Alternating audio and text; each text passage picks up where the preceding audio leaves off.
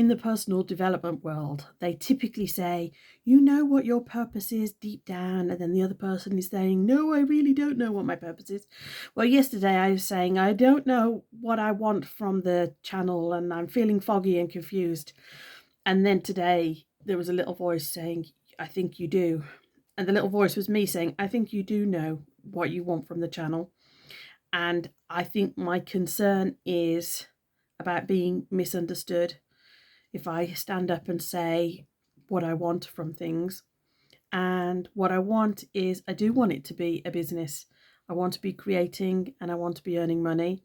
I want to be offering something of value, or people feel is valuable, whether it's entertainment or education. I don't know exactly what that is. And I think what happened is, when I started the channel, I was lacking a core skill, or a few core skills, in particular turning the camera on, having the confidence to turn the camera on, and the video skills, tech side, that I couldn't hide that I didn't have those skills. I had to turn up, and I had to, and in a way, it was almost too vulnerable. And there was times when I cried, there was times when things went wrong, and it always felt completely jarring to say, oh, but there are other things I do know how to do. I just never felt like I could make that switch in between the two. And that it was funny because it felt so vulnerable to be showing up and making as many mistakes as I have done and continue to do.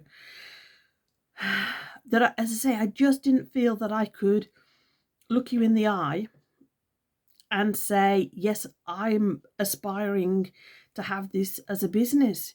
It felt like maybe you would laugh at that and say, she's never going to be good enough to do that. And I think, I don't know whether, does that class as a misunderstanding?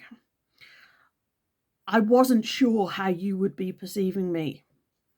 And I didn't feel comfortable enough to say out loud that I wanted more, and that I aspire to more, that I want to learn more about these skills, because I aspire to this being a business. This all sounds, I'm sure this seems like it's not important at all. And you're like, yeah, of course she wants to do this as a business. For me, it feels really risky to admit that, after admitting how much I struggle with other things. And we were talking today about the idea of a paradox, and can you hold those two things? And I think what's been happening is, I'm worried that you can't hold those two ideas at the same time, that you will see me as either somebody who's competent and able to create content that's of value, or someone who's constantly messing up and sharing that side of things. Sometimes I feel quite a lot of shame about all the times I've cried or made mistakes and different things. And I don't know how to get past that, because that is where I'm at. I'm still learning so much to do with the camera and recording and all of that side, and about sharing stories about myself. Is suddenly I'm emotional. Suddenly the reaction videos, I don't know what I'm doing. Suddenly I'm crying about some lyrics to a song. And it's weird to let that side of me be seen. And yet I think this kind of secret ambition, I don't know how those two fit together. And I think what's happened is that I've ended up